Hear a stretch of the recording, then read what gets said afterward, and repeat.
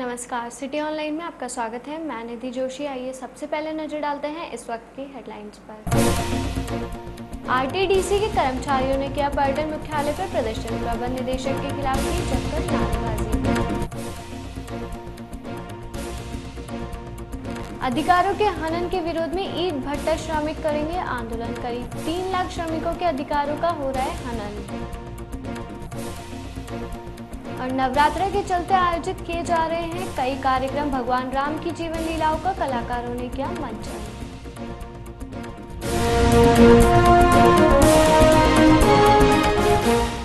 और अब खबरें विस्तार से। दुर्ग कैफेटेरिया नारगढ़ का संचालन बंद कर परिसर पुरातत्व विभाग को सुपुर्द किए जाने के विरोध में आज Rajasthan tourist development corporation limited RTDC के कर्मचारियों ने मुख्य कार्यालय पर गेट प्रदर्शन किया। राजस्थान पर्यटन विकास निगम कर्मचारी यूनियन के अध्यक्ष तेज सिंह राठौड़ के नेतृत्व में कर्मचारियों ने आरटीडीसी के प्रबंध निदेशक के खिलाफ नारेबाजी की।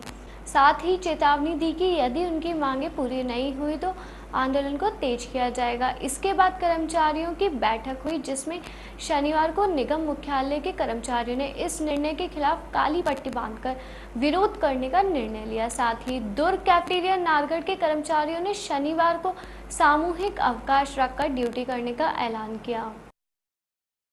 सरकार जो नाहरगढ़ इकाई है, जिसको कि आरटीडीसी पिछले 33 साल से संचालन कर रही है, उसको प्राइवेट लोगों को बेचना चाहती है और जो कि लगातार मुनाफे में है, जो कि लगातार पर्यटकों को सुविधाएं उपलब्ध कर रहे हैं। और वो काम कौन करेगा? वो आर्कियोलॉजी काम करेगी, जबकि आर्कियोलॉजी का काम सीधा सीधा पुरातत्व संरक्षण का है और राजस्थान पर्यटन विकास निगम का काम रेस्टोरेंट का है। आर्कियोलॉजी उस रेस्टोरेंट को किस तरीके से अच्छा रेस्टोरेंट बनाएगी, ये उनके पास कोई जवाब नहीं। केवल मात्र वो अधिकारी जो कल तक राजस्थान पर्यटन विकास निगम के अंदर बैठ करके इन कामों को अंजाम देते थे, आज वो आर्कियोलॉजी के माध्यम से देना चाहते हैं। और हमने आज राजस्थान पर्यटन विकास निगम के मैनेजमेंट को भी इस बात के लिए आगाह किया है कि यदि राजस्थान पर्यटन विकास निगम का मैनेजमेंट अपनी इकाइयों को नहीं बचा सकता हो तो उसे इस पद पर रहने का कोई अधिकार नहीं। और हम आर्कियोलॉजी के डायरेक्टर और राजस्थान की सरकार से निवेदन करना चाहते हैं कि जो नाहरगढ़ का रेस्टोरेंट, जिसको 33 साल से राजस्थान पर्यटन विकास निगम के द्वारा संचालित कराया जा रहा था, उसको जो छीनने की आपने प्रक्रिया करी, उसको तुरंत रोकें और उस ऑर्डर को विड्रॉ करें। ये हमारा पहला कार्यक्रम कल है, जो कल राजस्थान के सारे लोग पर्यटन से जुड़े हुए पर्यटन दिवस मनाएंगे। वही राजस्थान के पर्यटन विकास निगम के सारे कर्मचारी काली पट्टी बांध के विरोध करेंगे और नाहरगढ़ का कर्मचारी उस कल उपवास रखेगा कि राजस्थान की ऐसी सरकार जो पर्यटन विकास निगम के दावे करती है, वही ना तो इसमें बजट बढ़ाती है, ना कोई पर्यटन को मोनोमेंट बढ़ाने का काम करती है, उल्टा उनको बेचने का, आम पर्यटकों को लूटने की खुली छूट देने का काम कर रही है। इसके विरोध में हम कल से कार्यक्रम हमारी होटल नाहरगढ़ को प्राइवेटाइजेशन करने की बात कह रहे हैं, उसके विरोध में हमने आज प्रेजेंट ये किया है, मीटिंग की है। आज शाम कार्यकारिणी की मीटिंग होगी, उसमें अगली रणनीति के तहत करेंगे। हमारे जो आरके राज्य के डायरेक्टर साहब हैं, हरदेश कुमार से निवेदन करेंगे कि वो जो यहाँ रखे गए हैं, कम से उसकी तो रखें, वो इसे हमारी ऐतिहासिक चीज़ को खुद यूज करके प्राइवेटाइजेशन देने की कृपा करें। प्रभावित होने नहीं कि हम 11 आदमी है, बात वो नहीं है। आम जनता जो आज नाहरगढ़ के लेकर के आरटीडीसी सस्ती दरों पे जो उनको खाने पीने की व्यवस्था करा रही है, उसमें आम आदमी हर कोई जाता है। जैसे अगर प्राइवेटाइजेशन में कोई बड़ा होटलिया आ जाएगा तो ये बहुत आम आदमी नहीं जा पाएगा और ये नए उनको रेस्टोरेंट की सुविधा मिल पाएगी उनको। इसलिए हमारा आरटीडीसी तमाम बजट क्लास हो, निम्न क्लास हो, हाई क्लास हो, सबको सुविधाएं प्रदान करना हमारा कर्तव्य है, हमारा उद्देश्य है। राज्य में ईंट भट्टों पर कार्यरत करीब 3 लाख श्रमिकों के अधिकारों का हनन हो रहा है। इन श्रमिकों को न तो पूरी मजदूरी मिल रही है और न ही काम के घंटे तय है। मानवीय रूप से भी इनका शोषण हो रहा है। बरसों से शोषण के शिकार ईंट भट्टा श्रमिकों ने अब राज्यव्यापी आंदोलन चलाने का फैसला किया है। यह आंदोलन प्रयास एवं एक्शन एड के साथ मिलकर चलाया जाएगा। प्रयास के परियोजना निदेशक सुधीर कटियार एवं एक्शन एड की रीजनल निदेशक शबनम अजीज ने आज जयपुर के झालाना में आयोजित प्रेस कॉन्फ्रेंस में यह जानकारी दी। उन्होंने कहा कि राज्य में करीब 2500 ईंट भट्टे हैं। इन पर लगभग 3 लाख श्रमिक काम करते हैं। ये सभी श्रमिक प्रवासी हैं, जिनकी मूलभूत समस्याओं पर समय समय पर मांग किए जाने के बावजूद कोई कार्रवाई नहीं होती। पिछले साल मानव अधिकार आयोग ने भीलवाड़ा जिले के 18 ईंट भट्टों पर सर्वे किया था, जिसमें यह तथ्य सामने आया कि सभी भट्टों पर बंधुआ मजदूरी की परिस्थितियां मौजूद है। सर्वे के दौरान आयोग को 9 मजदूरों ने बंधुआ मजदूरी की शिकायत की। ईंट भट्टा मजदूरों की समस्याओं पर प्रदेश के श्रमिक एवं स्वैच्छिक संस्थाओं ने आज बैठक पर व्यापक चर्चा की। हम लोग पिछले 3 वर्षों से अलग अलग बंधुआ मजदूरी में पाए जाने वाले व्यक्तियों के साथ में काम कर रहे हैं। पहली बंधुआ मजदूरी पाई जाती है ऐसे व्यक्ति जो खेतीहर होते हैं लेकिन उनके पास अपनी ज़मीन नहीं होती तो किसी और के खेत के अंदर काम करते हैं। और लेकिन ये चूँकि एडवांस लेकर के आते हैं और किसी के खेत में काम करते हैं तो इनको फ्रीडम नहीं रहता है मूवमेंट का।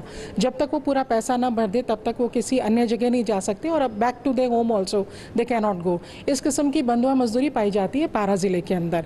दूसरा जो बंधुआ मजदूरी की कैटेगरी में आते हैं वे शख्स जो ईंट भट्टों पे काम करते हैं और ये सिर्फ अकेले नहीं होते, अपने परिवार के साथ आते हैं और लंबे समय तक लगभग 8 से 9 महीने तक रहते हुए खुले के अंदर ईंट भट्टों पे काम करते हैं।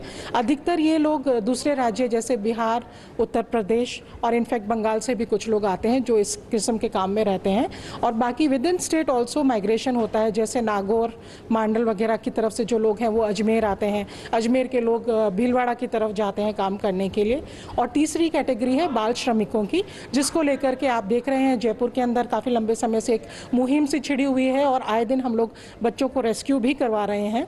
हमारा सिर्फ कहना ये है कि रेस्क्यू कर देने भर से ही वहाँ स्थिति ख़त्म नहीं हो जाएगी जब तक कि इनको रिलीज सर्टिफिकेट ना मिले।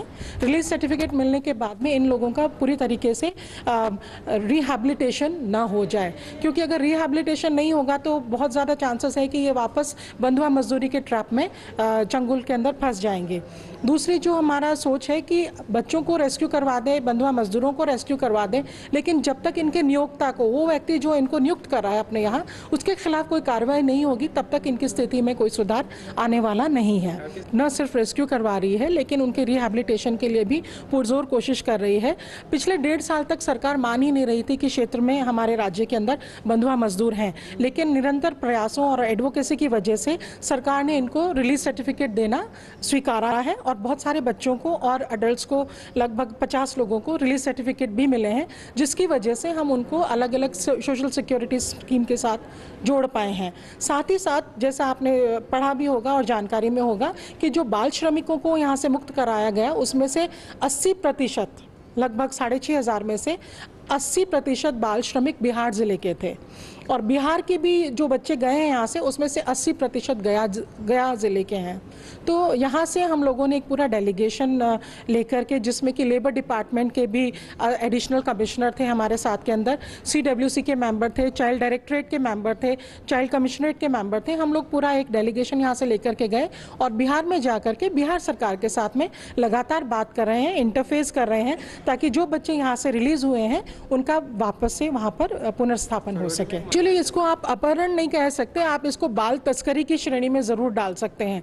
नहीं, गुमशुदगी तो नहीं दर्ज हुई, लेकिन वहाँ पे पेरेंट्स को ये कह करके बच्चों को लाया जाता रहा कि हम इनको काम सिखाएंगे और साथ ही साथ हॉस्टल के अंदर डालेंगे जहाँ पे कि बच्चे पढ़ सकें। तो उनको, पेरेंट्स को ये लालच दिया गया है कि बच्चों को पढ़ाएंगे भी और इनका स्किल डेवलपमेंट भी करेंगे, तो बच्चे का भी विकास होगा और आपको कुछ मॉनेटरी सपोर्ट भी मिलेगा। जबकि ये बिल्कुल गलत बात थी।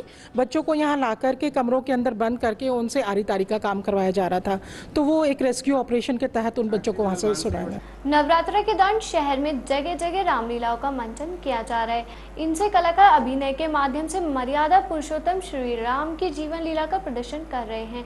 गुरुवार से जवाहर नगर सेक्टर 5 आदर्श नगर राम मंदिर एवं न्यू गेट स्थित रामलीला मैदान में मथुरा वृंदावन के कलाकार रामलीला का मंचन किया जा रहा है। वहीं विद्याधर नगर JP कॉलोनी स्थित लीलाधारी हनुमान मंदिर, शास्त्री नगर कांवटिया सर्किल के पास स्थित लाल पार्क में स्थानीय कलाकारों की ओर से रामलीला मंचन किया। रामलीला मैदान में भी रामलीला का आयोजन किया जा रहा है। प्रदेश में जल्द ही प्राकृतिक चिकित्सा में डिप्लोमा और डिग्री कोर्स शुरू हो जाएगा। चिकित्सा मंत्री राजेंद्र राठौड़ ने ये जानकारी दी है।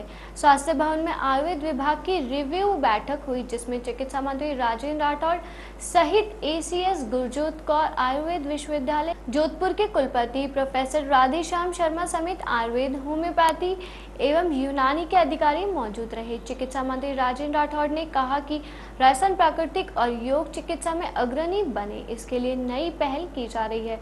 वहीं अगले महीने तक इसमें कोर्स शुरू हो जाएगा, जिसके लिए आयुर्वेद चिकित्सालय जोधपुर ने पाठ्यक्रम भी तैयार कर लिया है।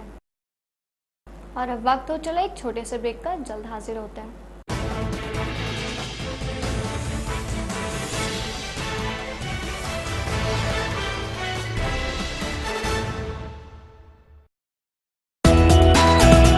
Now greet your near and dear in a new way. Greet them through www.cityonline.com.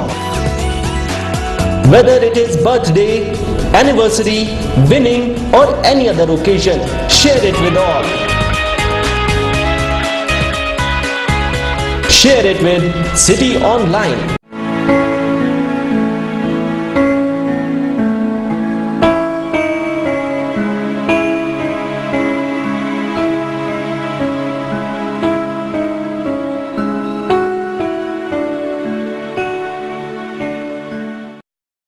नमस्ते, मैं हूँ दिशा बाकानी। सिटी ऑनलाइन के सभी दर्शकों को ढेर सारी शुभकामनाएं।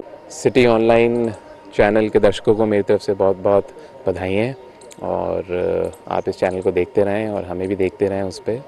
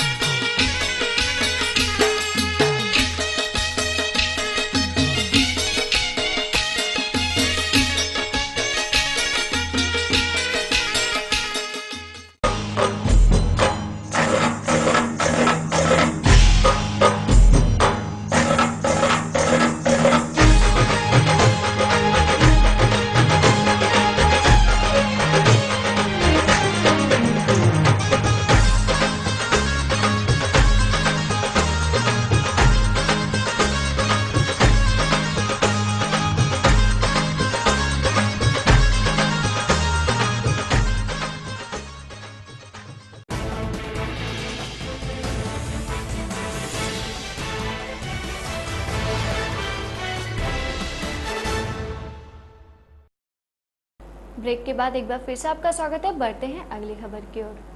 श्री विधानी परिक्रमा महोत्सव के तहत गुरुवार को विधानी धाम गोने में भजन संध्या का आयोजन किया गया। इस मौके पर विधानी महाराज मिथिला बिहारी समाज ने समाज सेवी, राजनीतिज्ञों, पत्रकारों सहित अनेक लोगों को सम्मानित भी किया। विधानी आश्रम में 21 सितंबर से अखंड राम धुनी का आयोजन भी किया जा रहा है, जिसके समापन समारोह के अवसर पर श्री जगदीश जी महाराज गोने से एक विशाल शोभा यात्रा का आयोजन किया गया, जो विभिन्न रास्तों से होते हुए विधानी आश्रम पहुंची। शोभा यात्रा का जगह जगह भक्तों ने पुष्प वर्षा से स्वागत किया। अग्रवाल समाज समिति की ओर से अग्रसेन जयंती महोत्सव की शुरुआत गुरुवार को ध्वजारोहण में शोभा यात्रा से हुई। सुबह अग्रवाल कॉलेज में ध्वजारोहण समाज सेवी LR गुप्ता ने किया। इस अवसर पर मुख्य अतिथि शिक्षा मंत्री कालीचरण सरावते, महाराजा अग्रसेन जी की शोभा यात्रा शाम को त्रिपोलिया गेट से रवाना हुई। इस मौके पर मुख्य अतिथि पूर्व सांसद और अंतर्राष्ट्रीय वैश्य सम्मेलन के अध्यक्ष रामदास अग्रवाल ने समाज के गणमान्य जनों की उपस्थिति में शोभा यात्रा को रवाना किया। शोभा यात्रा त्रिपोलिया गेट से शुरू होकर बड़ी चौपड़, जौहरी बाजार, सांगानेरी गेट होते हुए अग्रसेन कटला पहुंचकर संपन्न हुई। समिति अध्यक्ष पवन गोयल ने बताया कि शोभा यात्रा में 5000 महिलाएं पीली साड़ी में और पुरुष वर्ग सफेद कुर्ता व गुलाबी पगड़ी पहने शामिल हुए। शोभा यात्रा में सजी झांकियों के दर्शन के लिए समाज बंधु उमड़ रहे थे। शोभा यात्रा के मार्ग में त्रिपोलिया गेट, हनुमान जी का रास्ता, बड़ी चौपड़, अग्रसेन मार्केट, हल्दियों का रास्ता व धन्वंतरी औषधालय के सामने विभिन्न मंदिरों के संत महंतों, राजनीतिक संगठनों व व्यापारिक संगठनों के प्रतिनिधियों ने आरती उतारकर शोभा यात्रा का स्वागत किया। शोभा यात्रा विभिन्न मार्गों से होती हुई अग्रसेन कटला पहुंची, जहां पर लकी ड्रॉ निकालकर विजेताओं को पुरस्कृत किया गया। करौली के युवा कलाकार राधेश्याम शर्मा ने मां जगत बे समेत प्रभु राम की महिमा का गुणगान कर सुधीर श्रोताओं को भाव विभोर कर दिया। जवाहर कला केंद्र के रंगायन सभागार में गुरुवार को गुरुवारीय संगीत संध्या में इस कलाकार ने अपने रियाज और तैयारी पक्ष का बेहतरीन प्रदर्शन कर सुमधुर रचनाओं से भक्ति सरिता बहाई। कलाकार राधेश्याम ने अपने कार्यक्रम का आगाज राग यमन में गणेश वंदना की भावपूर्ण प्रस्तुति देकर किया। इसके बाद राग हंस ध्वनि में मेरा मन राम ही राम, राग दरबारी में तू दयाल दीन, राग पीलू में ऐसों को उदार, राग किरवानी में रसना क्यों न राम, अहिर भैरव में माँ की महिमा, राग चंद्रकोश में जय जय जगदम्बे को पूरी तन्मयता से प्रस्तुत कर सुधी श्रोताओं के दिलों को छू लिया। आकाशवाणी से मान्य कलाकार राधेश्याम ने अपनी प्रस्तुति में सुर लय की उम्दा बानगी दर्शाकर श्रोताओं का दिल जीत लिया। बांसुरी पर बाबूलाल शर्मा, सितार पर हरिहरशरण भट्ट और तबले पर उदय शंकर ने संगत की।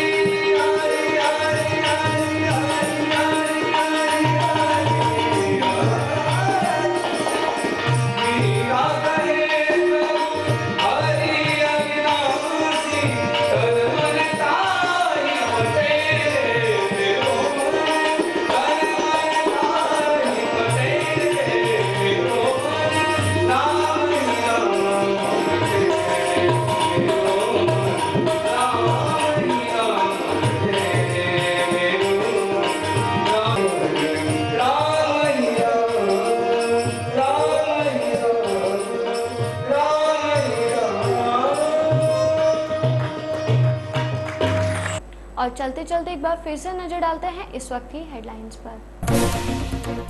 आरटीडीसी के कर्मचारियों ने किया पर्यटन मुख्यालय पर प्रदर्शन, प्रबंध निदेशक के खिलाफ की जमकर नारेबाजी। अधिकारों के हनन के विरोध में ईंट भट्टा श्रमिक करेंगे आंदोलन, करीब 3 लाख श्रमिकों के अधिकारों का हो रहा है हनन। और नवरात्र के चलते आयोजित किए जा रहे हैं कई कार्यक्रम, भगवान राम की जीवन लीलाओं का कलाकारों ने किया मंचन।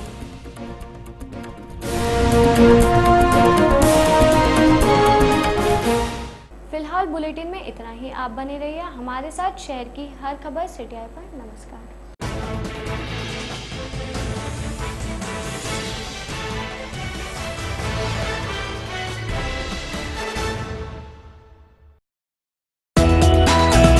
Now greet your near and dear in a new way. Greet them through www.cityonline.com. Whether it is birthday, anniversary, winning or any other occasion, share it with all. Share it with City Online.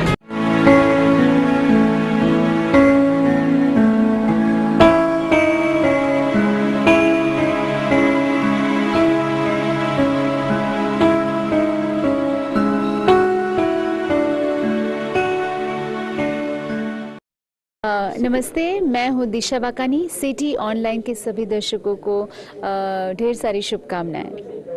City online channel के दर्शकों को मेरी तरफ से बहुत बहुत बधाई हैं और आप इस चैनल को देखते रहें और हमें भी देखते रहें उस पर।